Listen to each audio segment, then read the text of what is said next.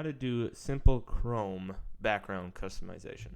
So from within Google Chrome, go ahead and just open up a new tab, and then from the bottom right hand corner, go ahead and select on the Customize button. From here, it will give you a variety of backgrounds that you can choose from. You can, of course, also upload one if you have one that you would like to use.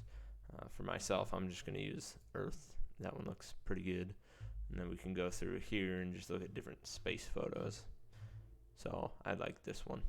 It's a nice blue. Okay. So then you'll notice that the background is now different. And if you want, you can also set it to refresh daily so it changes every day. I like that. That's a good choice. And then we can also go ahead and manage our color and theme. So if I want this blue to match that blue, what I can do is, of course, select this blue option.